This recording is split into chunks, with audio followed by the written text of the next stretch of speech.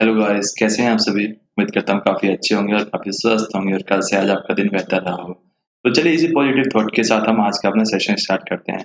जैसे आपको पता है रात के 9:15 बज चुके हैं और सर लाइव आ चुके हैं, तो अपने सभी फ्रेंड्स को बता दीजिए कि सर का सेशन लाइव आ चुका है और सर भी लाइव आ चुके हैं, तो सभी जल्दी से जल्दी जॉइन कर लें। तो चलिए एक बार मैं फिर से आपके अपने चहेते YouTube channel learning by doing में आपका हार्दिक स्वागत करता हूँ, हार्दिक अभिनंदन करता हूँ और आज का इस सेशन को अब शुरुआत करते हैं। जैसा आपको पता है हम रात के 9:15 बजे द हिंदू एडिटोरियल का डिस्कशन करते हैं, तो आज भी हम सेम डिस्कशन स्टार्ट करने वाले हैं। ज़्यादा टाइम ना वेस्ट करते हुए आज 27 अगस्त है और आज हम डिस्कशन करने वाले हैं द हिंदू एडिटोरियल का, जैसा कि हम डेली करते हैं। और समय आ चुका है टाइम टू लर्न, यानी कुछ सीखने का, और हमारे जो चैनल का मेन मोटो है वी लर्न वी ग्रो। हम पढ़ेंगे, हम सीखेंगे और हम डेफिनिटली आगे बढ़ेंगे। तो चलिए स्टार्ट करते हैं। उससे पहले आपको, अगर आप पहली बार हमारे चैनल से जुड़े हैं और आपको नहीं पता है कि किस प्रकार से आप हमारे चैनल से जुड़ सकते हैं और कैसे हमारे चैनल को आप शेयर कर सकते हैं, तो सिंपली आपको गूगल के ऊपर टाइप करना है the Hindu editorial by right sir. जैसे ही आप टाइप करेंगे उसके बाद में यहाँ पे जैसे सर्च आ रहा है, सेम आपको यहाँ पे प्रेस करना है कि सर्च।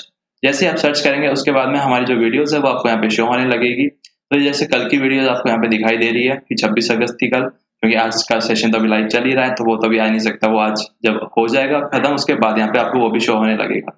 तो आप यहाँ से भी आप हमारे चैनल के थ्रू जुड़ सकते हैं और उसके बाद में आपको करना ये होगा, जैसे ही आप यहाँ पे जुड़ेंगे तो ये जैसे लर्निंग बाय डूइंग है, ये जो आपको चैनल का नाम वहाँ पे दिखाई करेगा और जैसे ही आपको ये वहाँ पे दिखेगा तो आप चैनल को सब्सक्राइब कर लीजिएगा। जैसे ही आप यहाँ पे सब्सक्राइब करेंगे यूट्यूब के अंदर आने के बाद में, फिर आपको बेल आइकन यहाँ पे प्रेस करना पड़ेगा, एक जो घंटी सी बनी आती है। जैसे आप वो कर लेंगे, फिर जब भी हमारे चैनल पे कुछ भी नया वीडियो अपलोड होगा वो आपके पास सबसे पहले उसका नोटिफिकेशन आ जाएगा और आप हमारी कोई भी वीडियो को मिस नहीं कर पाएंगे। तो ये था एक इम्पोर्टेंट अपडेट। जो भी हमारे नए फ्रेंड्स हैं जो जुड़ना चाहते हैं हमारे साथ, तो आप सिंपली उनको ऐसे बता सकते हो कि आप इस प्रकार से भी सर के चैनल से आप जुड़ सकते हो। तो चलिए आज बात की जाए आज के मोटिवेशन कोट की। अब हमेशा याद रखिए कि सफलता के लिए किया गया आपका अपना संकल्प किसी भी और संकल्प से ज्यादा महत्व रखता है। यानी आप कितना सक्सेस होना चाहते हैं वो आपके अंदर के विचारों के ऊपर और आपके ऊपर है कि आप किस प्रकार से उसके लिए उत्तरदायित्व अपना निभाते हैं और अपनी जिम्मेदारियों को निर्भय पूरा करते हो। Always bear in mind that your own resolution to succeed is more important than any other। यानी आप सफलता को कितना महत्व देते हो बाकी अन्य जो आपके काम है और जो आपके अन्य जो रेजोल्यूशंस है, यानी आपके जो अन्य फोकसेस वाले जो पॉइंट्स है कि आपको गेम खेलना पसंद है या फिर आपको एग्जाम में पास होना ज़्यादा इंपॉर्टेंट लगता है या फिर आपको जॉब के लिए, तो उसी प्रकार से आप किस चीज़ को इंपॉर्टेंट देते हो उसमें आपकी सफलता के चांसेस ज़्यादा होते हैं। तो चलिए वोकैबुलरी सेशन को स्टार्ट करते हैं। सबसे पहले उसके बाद आर्टिकल आएगा। तो आज की पहली वोकैब है सोबर, मतलब शांत, सीरियस, सेंसिबल और सोलेम। असेसमेंट मतलब मूल्यांकन करना किसी चीज का। The action of assessing someone और something. Hold fire on by extension to stop attacking, harassing और क्रिटिसाइजिंग समवन और समथिंग।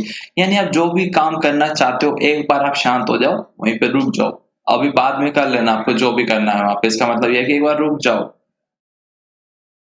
एमिड मतलब मध्य में, यानी बीच में, surrounded by, in the middle of, और ये वाला वर्ड हमने काफी बार समझ चुके हैं पहले भी। एक्सीलरेट मतलब स्पीड को बढ़ाना, कैपेसिटी को बढ़ाना, यानी वेग बढ़ाना। Especially of a vehicle begin to move more quickly. जैसे व्हीकल होता है जो आपका, जैसे गाड़ी होती है, बस होता है, उसकी जो एक्सीलरेट बढ़ाते हैं ना स्पीड, तो उसी के लिए है कि यहाँ पे अपनी स्पीड को बढ़ाना है। यहाँ पे भी आपको प्रोग्नोसिस मतलब पूर्वानुमान, यानी एक तरीके से भविष्यवाणी की जा रही है। ये forecast of the likely outcome of situation कि कल दिल्ली में चमत्कार होगा।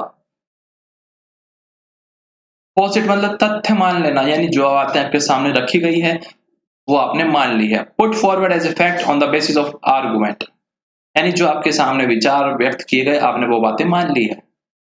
स्टार्क मतलब एकदम स्ट्रिक्ट, चेव और बेयर इन अपीयरेंस और आउटलाइन। रिस्ट्रेंट मतलब बनावटी है, जो एक्चुअल में नहीं है। नॉट रिलैक्स और कंफर्टेबल, टेंस और अनईजी, यानी आप दिखा रहे हो सामने वाले को कि आप कितने खुश हो लेकिन अंदर से बहुत ज्यादा दुखी हो, टूटे हुए हो। एनेमिक रक्तहीनता से पीड़ित, सफरिंग फ्रॉम एनीमिया, यानी खून की कमी, यानी एक इंसान के शरीर में खून की कमी है। तो यहाँ पे लेकिन इसका सेंस कुछ और होगा, वो आगे जैसे हम डिस्कस करेंगे तो वहां पे बताया जाएगा। इसका सेंस आज आरबीआई के, यानी आरबीआई की जो पॉलिसीज वगैरह और लोगों के पास क्या पैसों की कमी है, यानी अब उनको क्या चाहिए, एक खून चाहिए पैसों के रूप में।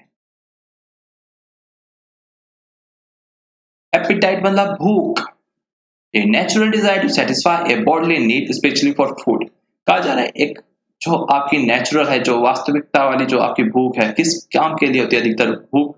खाने की चीज़ों के लिए होती है, लेकिन यहाँ पे वो बताई गई है वो भूख किसकी है, लोगों को पैसों की ज़रूरतों की अपना पूरा करने के लिए, खर्चे को निर्वाह करने के लिए।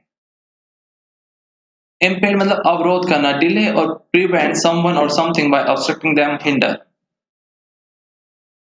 अवर्जन यानी घृणा करना, स्ट्रॉन्ग डिसलाइक और डिसइंक्लिनेशन यानी लाइक ना करना, ना पसंद करना। मैनिफेस्ट मतलब जाहिर करना, क्लियर और ऑब्वियस टू द आई और माइंड यानी जो भी बात है एकदम क्लियर कट।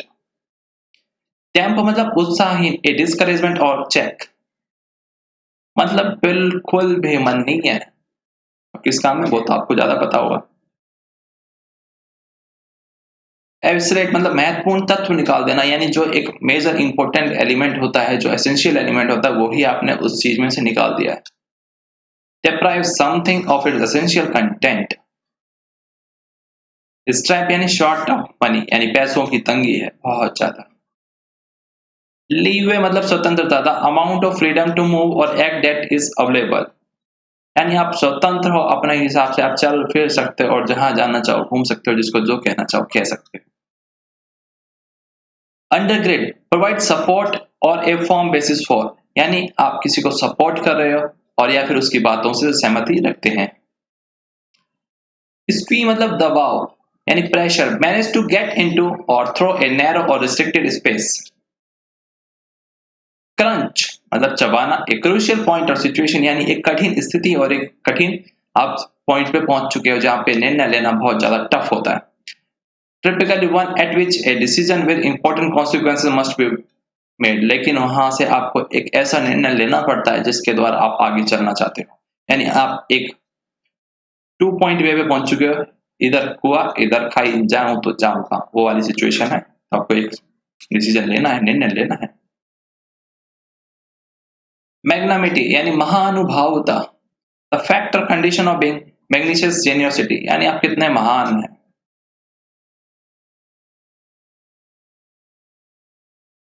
जस्ट वेट चलिए कंटिन्यू करते हैं। लीगेसी मतलब वसीयत, समथिंग लेफ्ट और हैंडेड डाउन बाय प्रीडेसर यानी जो हमारे पूर्वज हमारे लिए छोड़ के गए हैं। ऑब्डूरेट मतलब कठोर, stubbornly refusing to change once opinion और कोर्स ऑफ एक्शन यानी जो आपके विचार हैं जो आपने धारण कर लिए हैं, एक बार आप उसमें एकदम मैं यहाँ से नहीं बदलने वाला हूँ, ये वो बात हो गई, मैं तो एकदम सख्त इन्हीं विचारों वाला हूँ और यही फॉलो करूंगा। बिटरनेस यानी अप्रसन्नता, anger and disappointment eight being treated unfairly, resentment यानी आप एकदम अप्रसन्न हो, ना खुश हो जो भी बातें चल रही है उनसे। सक्सेसर मतलब उत्तराधिकारी, ए पर्सन और थिंग दैट सक्सीड अनदर यानी जो आपके जाने के बाद आपको विरासत को जो हासिल करने वाला है। कंट्राडिक्शन मतलब विरोध करना किसी चीज का, a combination of the statement ideas और features which are oppose to one's another यानी जो भी आपके विचार है, जो भी आपकी भावनाएं हैं, जो कि आपकी फीलिंग्स है, उसका सामने वाला क्या है एकदम विरोध कर रहा है, उसको कोई फर्क नहीं पड़ रहा कि आप उसके लिए क्या विचार रखते हो, क्या फीलिंग्स रखते हो। Crowd in to move as a group into a small space यानी हर किसी को एक ग्रुप बना के और एक छोटी छोटी मतलब इन्वेस्टमेंट करने वाली यहाँ पे बताया गया। क्राउड इन यानी भीड़ को इकट्ठा तो हम कह नहीं सकते, लेकिन जब गवर्नमेंट खुद वो काम करेगी, क्राउड इन यानी भीड़ में घुस जाएगी खुद, तो उसके साथ साथ बाकी और लोग भी वो काम करने लग जाएंगे। तो इसका सेंस यहाँ पे आर्टिकल के माध्यम से ये है। क्लॉथ मतलब अ पर्सन है, रिलक्टेंट अनविलिंग यानी काम की कोई मंशा नहीं है, ऐसा कुछ होगा। मियाग यानी अल्प ऑफ समथिंग प्रोवाइडेड और अवेलेबल लैकिंग इन क्वांटिटी और क्वालिटी यानी कहा जा रहा है जो चीजें हैं आपके सामने वो काफी अल्प है यानी बहुत कम है, बहुत थोड़ी है और जरूरत है उनको बढ़ाने की, क्योंकि अभी क्या है कमी चल रही है और बहुत कम मात्रा में उसकी क्वांटिटी और क्वालिटी भी अच्छी नहीं है। स्टिमुलस मतलब प्रोत्साहन करना, किसी को मोटिवेट करना, ए थिंग और event that evokes specific functional reaction in an organ और टिश्यू। तो ये थे हमारी आज की वोकैब्स। तो अब चलिए बात करते हैं आज के आर्टिकल की। तो आज का आर्टिकल है उसका टाइटल है सोबरिंग असेसमेंट यानी एकदम शांत रह के सीरियसली और आपको चीज़ों का क्या मूल्यांकन करना पड़ेगा, चीज़ को एग्ज़ामिन करना पड़ेगा, कौन सी चीज़ के क्या इम्पैक्ट हो सकते हैं, क्या फार हो सकते हैं, क्या कॉन्स हो सकते हैं, क्या प्रो क्या कॉन्स। उसके हिसाब से कौन-सा अच्छा रहेगा अगर हम ऐसा-वैसा करते हैं तो। The RBI annual report makes clear there is more pain in store for the economy. जो आरबीआई की जो वार्षिक रिपोर्ट आई है उससे एकदम साफ ये जाहिर हो रहा है कि इकोनॉमी के लिए अभी और ज्यादा दुख भरे और दर्द भरे दिन हैं आने वाले समय में। ये बात की गई है तो आइए पढ़ते हैं इसको विस्तार से। 3 weeks after its monetary policy committee decided to hold fire on interest rate, कहा जा रहा है 3 हफ्तों के बाद जो मॉनेटरी पॉलिसी कमेटी हुई थी डिसाइड किया गया कि जो इंटरेस्ट रेट है अभी जो जहां पे है उसको वैसे ही रखा जाएगा। एमिड एक्सिलरेटिंग रिटेल इन्फ्लेशन, जो महंगाई है, खुदरा महंगाई दर जिसे कहा जाता है, वो क्या अभी बढ़ती जा रही है इस बीच में, तो इस कारण अभी उसे जो जैसे इंटरेस्ट के रेट है उसको इतना ही रखा जाएगा, उसमें कोई चेंजेस नहीं किए जा रहे। The RBI has forecast more pen for the economy, और आरबीआई ने ऐसा पूर्वानुमान किया है और भविष्यवाणी की है, उसको ऐसा लगता है कि अभी आने वाले टाइम में और दुख और दर्द झेलने पड़ेंगे हमारी अर्थव्यवस्था को। Its assessment of the economic landscape and its prognosis for near term prospect posit a stark picture. कहा जा रहा है जो उन्होंने मूल्यांकन किया इकोनॉमिक अर्थव्यवस्था की दृष्टि से और जो उन्होंने भविष्यवाणी की आने वाले कुछ समय के लिए, वो दर्शाती है हमें एक कठिन पिक्चर जो हमें देखनी है। ऑफ डिमांड होल्ड आउट, जो यानी जो मांग है वो पूरी तरीके से कम हो चुकी है। By several shock to private consumption, क्योंकि जो कंजम्पशन है वो एक पूरी तरीके से गिर चुका है और एक प्रकार का हमारे लिए शॉक है, मतलब झटका है। Public finances strain by imperative of funding mitigation measures, और जो पब्लिक फाइनेंसेस हैं यानी जो पैसे हैं जो गवर्नमेंट के एजेंसीज के पास है वो भी पूरी तरीके से अब क्या कम हो गए हैं, उनमें भी कमी फेस की जा रही है और इनको भी क्या जरूरत है, फंडिंग की जरूरत है और ऐसे कदम उठाने की जरूरत है जिससे ये जो खतरा है और ये जो समस्या है इसको कम किया जा सके यानी मिटिगेट की जा सके। Anaemic appetite for investment among corporates, और जो कॉर्पोरेट्स हैं उनमें भूख है कि उनके अंदर कोई खून की तरह जैसे रक्त का प्रवाह किया जाता है, यानी रक्त जो डाला जाता है, जो ब्लड डाले जाते हैं, चढ़ाए जाते हैं लोगों के शरीर में, उसी प्रकार से उनको भी क्या है कोई इन्वेस्टमेंट दे। And credit flow impeding risk aversion among bankers, और जो क्रेडिट का जो फ्लो है यानी अब जो उससे खतरे जो हमें उत्पन्न हो रहे हैं जो दिखाई दे रहे हैं जो बैंकर्स को, to name but a few, लेकिन भले ही कुछ हो लेकिन नाम तो आ रहे हैं ना सामने कि ऐसे खतरे उत्पन्न हो सकते हैं इस ओर में, जब हर तरफ कोई पैसा नहीं होगा, अगर बैंक जो कर्ज देंगे जाहिर सी बात है वो फिर डूबेंगे, कौन उसको रिपे करेगा। The COVID-19 induced economic contraction that manifested itself in the fiscal first quarter. कहा जा रहा है जो कोविड-19 है वो खुद से ही जो इकोनॉमिक को पूरी तरीके से उसने सिकुड़ के कर रख दिया है और जो साफ तौर पे जाहिर करता है खुद से ही जो पहले क्वार्टर के जो हमारे सामने परिणाम आए हैं। Is now almost certain to extend through the July September period, और ये भी जाहिर सी बात है ये जो पीरियड है जुलाई से सितंबर वाला यानी सेकंड क्वार्टर का, उसमें भी ऐसा ही कुछ होने वाला है और ऐसा ही हमें कुछ दिखने वाला है। The RBI said in its annual report, और ऐसा किसने कहा है, आरबीआई ने जो अपनी वार्षिक रिपोर्ट है उसमें ऐसा बताया गया है। ऑब्जर्विंग दैट द री-इम्पोजिशन और स्ट्रिक्टर इम्पोजिशन ऑफ लॉकडाउन, और जब हम इसको ऑब्जर्व कर रहे हैं, जब हम इसको देख रहे हैं, जब इसको एसेस कर रहे हैं, जब हम इसको एग्जामिन कर रहे हैं, तो हमें ये पता लगता है कि जो फिर से यानी जो लॉकडाउन की जो इम्पोजिशंस जो लगाई गई है, जो स्ट्रिक्टर यानी जो इम्पोजिशन है लॉकडाउन को फिर से जो लागू किया गया in different parts of the country in July and August had mainly contributed to damping the tentative revival in momentum seen in the preceding 2 months. जो पहले मान के चला जा रहा था कि अब चीजें हालात सामान्य हो जाएंगे, लेकिन जैसे जैसे ये फिर से जो री लॉकडाउन जो लगे हैं और वो भी उससे पहले वाले से भी ज्यादा स्ट्रिक्ट काफी सारे जो स्टेट्स में, तो उससे ऐसा प्रतीत होता है कि जो जुलाई और अगस्त में जो कंट्रीब्यूट किया है उसने पूरी इकोनॉमी को जो हमें लगता था कि बढ़ जाएगी, अब उसने भी क्या डंप यानी एकदम खाई में उसको गिरा चुका है। Tentative revival in momentum seen, और जो कि हमें देखने को लग रहा था कि प्रीसीडिंग 2 मंथ में हमें कि कुछ इसमें सुधार लगा, लेकिन उस हद तक नहीं लगा जिस हद तक हमने सोचा था।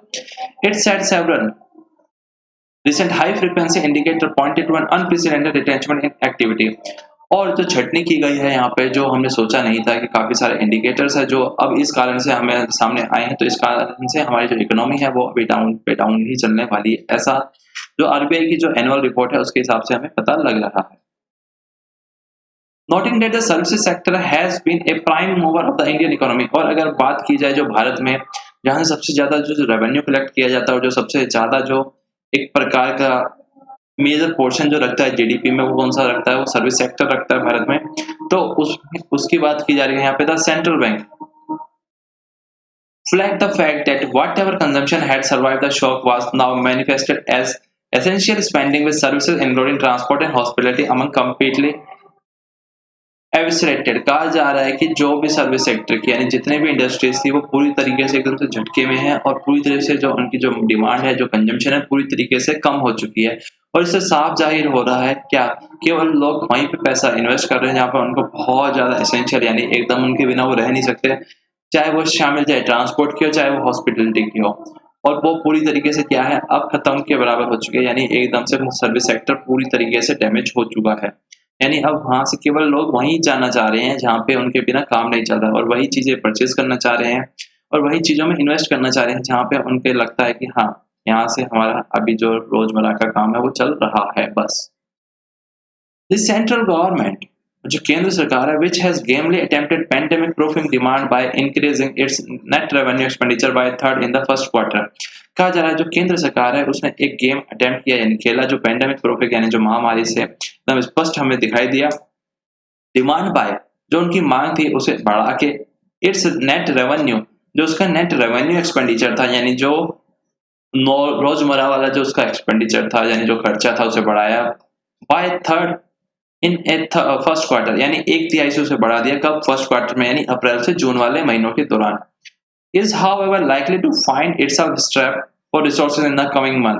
और वो ऐसा हमें दिखाई दे रहा है कि वो खुद से ही क्या है जूझ रहे हैं पैसों की कमी से और वो स्ट्रैप यानी जाल में फंस चुके हैं क्योंकि क्या पैसों की तंगी आ चुकी है रिसोर्सेज की। ये हमें कब दिखाई देगा? आने वाले महीनों में। एज अ रिजल्ट और इसके परिणाम स्वरूप it would have little leeway to continue the undergrad momentum. States too are expected to find their finances so tightly squeezed। यानी अब राज्यों के ऊपर भी ऐसा लग रहा है, प्रतीत हो रहा है और ऐसा माना जा रहा है और ऐसा समझा जा रहा है क्या कि उन्हें भी जो अपने पैसे हैं, जो अपनी इनकम है, उसे बढ़ाने के लिए बहुत ज़्यादा एकदम दबाव की स्थिति फेस करनी पड़ रही है और पूरी तरीके से वो टाइट हो चुके हैं उनके हाथ। यानी अब पैसा खर्च करने के लिए उनके पास बहुत कम से कम है। So as to have to cut capital spending और इसके लिए वो क्या जो मेजर एक्सपेंडिचर होता है यानी जो प्रोजेक्ट्स वगैरह के ऊपर या फिर कह सकते हो बच्चों के लिए जो वैकेंसीज निकालनी होती है उसके ऊपर वो कट कर रहे हैं अपने पैसों को। In its perceptions to overcome fund crunch और ये जो उनकी जो स्थिति है, जो मानसिकता है कि इससे हम जो पैसों की जो तंगी है उससे हम बाहर निकल पाएंगे। हाउएवर हालांकि the central banks appears to run into a contraction. कहा जा रहा है जो केंद्र सरकार है, जो केंद्र का जो आरबीआई बैंक है एंड जो अपेक्स बॉडी है हमारे सिस्टम की यानी बैंकों का बैंक जिसे कहा जाता है, appears to run into a contradiction यानी अब वो एक विरोध की स्थिति में ऐसा चल रहा है साथ साथ। द आरबीआई जो आरबीआई सजेस्ट करता है यानी जो सुझाव देता है दैट द गवर्नमेंट को करनी चाहिए मदद क्राउड एंड प्राइवेट इन्वेस्टमेंट करके। यानी जो इन्वेस्टमेंट करना चाहिए गवर्नमेंट को किसमें? प्राइवेट सेक्टर की एंटिटीज में जिनको टारगेट यहाँ पे बताया गया किसके माध्यम से, जैसे through targeted public investment debt could be funded by monetising asset in steel में, कोयल में, पावर में, लैंड में और रेलवेज में। यानी जो कि सरकार का पैसा है वो इन जगह इन्वेस्ट करके जिससे लोग भी यहाँ पे थोड़ा बहुत इन्वेस्ट कर पाए और लोगों का जो फंड फ्लो है वो हो पाए। But given that private companies have been either too high in डेब्ट, लेकिन अगर बात की जाए और देखा जाए जो प्राइवेट कंपनीज है वो काफी ज्यादा कुछ बहुत ज्यादा कर्ज में डूब चुकी है। Therefore keen to use gain from the government corporate tax cut to repay loans. कहा जा रहा है इस कारण से उनको केवल एक उम्मीद है, एक आशा की किरण है कि गवर्नमेंट जो रेट कट करेगी उससे वो यानी जो कॉर्पोरेट का यानी जो कंपनीज के ऊपर जो टैक्स लगता है, जो कॉर्पोरेट एंटिटीज के ऊपर जो टैक्स लगता है, अगर सरकार उसमें कमी करेगी तो वो अपने लोन को रीपे कर पाएगी यानी वापस कर पाएगी। और lot to raise capital spending when saddled with excess capacity और अगर कुछ बचता है तो वो कैपेबल हो पाएगी स्पेंड यानी खर्च करने के लिए उन चीजों में जो उनकी कैपिटल स्पेंडिंग है यानी जो उसके नॉन नेसेसरी वाले अभी जरूरी के जो प्रोजेक्ट नहीं है उसमें इन्वेस्ट करके और वहां पे डेवलपमेंट करने के लिए। It is hard to see the government raising much out of its privatization effort और ऐसा बहुत मुश्किल लगता है कि गवर्नमेंट बहुत ज्यादा रेस करेगी यानी जो प्राइवेटाइजेशन के जो एफर्ट्स है उसके लिए कुछ ऐसा।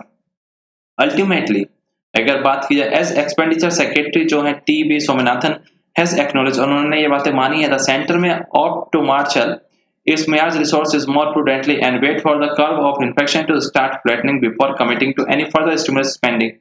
कहा जा रहा है कि उन्होंने एक बात मानी और समझी है क्या, जो सेंटर केंद्र सरकार है उसे अब चाहिए एक ऐसे रिसोर्सेज की अप्रोच करना यानी अब एकदम इतना ध्यान से चीज़ों को यूज़ करना, अपने जो रिसोर्सेज़ फंड है और चाहे कुछ भी हो, और वेट करना चाहिए जो इन्फेक्शन का यानी जो संक्रमण का जो ग्राफ यानी जो अभी ऊपर तक जा रहा है उसको थोड़ा फ्लैट हो जाए, यानी कुछ संक्रमण की दर जो कम हो जाए। बिफोर कमिटिंग, कुछ भी करने से पहले जो और भी अगर कोई उसने उन्होंने प्रोत्साहन के जो पैकेज का अगर खर्च करना चाहती है सरकार, तो लेकिन अभी कुछ देर इंतजार करना चाहिए, ऐसा बताया जा रहा है। A revival will ensure only once consumer regain confidence to go out and spend.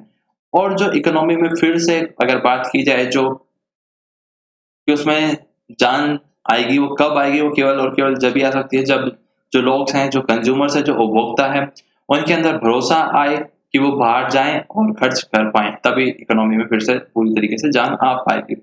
And that as of now seems a far distance away. और अगर अभी की बात की जाए तो ये बहुत दूर की बात लगती है कि ऐसा अभी कुछ भी हमें देखने को नहीं मिलने वाला। उम्मीद करता हूँ आज का आर्टिकल आपको काफ़ी अच्छा लगा होगा और काफ़ी कुछ नया जानने को मिला होगा। अभी तक आप लोगों ने हमारे चैनल को सब्सक्राइब नहीं किया, चैनल को सब्सक्राइब कीजिए, बेल आइकन को प्रेस कीजिए, ट्विटर पे आप हमें फॉलो कर लीजिए, टेलीग्राम ग्रुप भी आप सभी जॉइन कर लीजिए। अगर आपके पास कुछ सजेशन है, कोई फीडबैक है जो आप हमारे साथ शेयर करना चाहते हैं, तो आप हमें जीमेल के माध्यम से हमें भेज सकते हैं। वीडियो को लाइक करना, ज़्यादा से ज़्यादा दोस्तों में शेयर करना और चैनल को सब्सक्राइब करना। और आज के लिए बस इतना ही। तो bye bye, take care, goodbye, thank you.